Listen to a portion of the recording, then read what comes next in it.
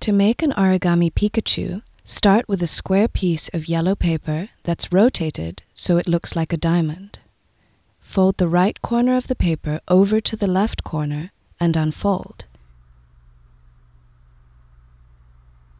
Then, fold the bottom corner to the top corner so you have a triangle.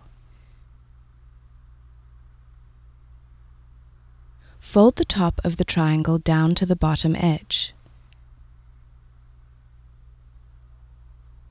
Next, fold the left point up so it looks like a half diamond. Do the same thing with the right point to make the other half of the diamond.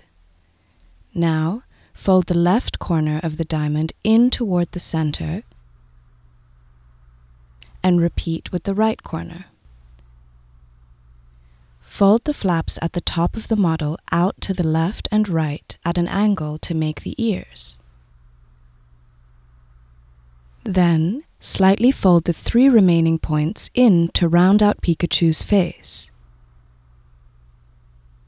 Finally, flip the model over and use marker to draw Pikachu's eyes, cheeks, nose, and mouth.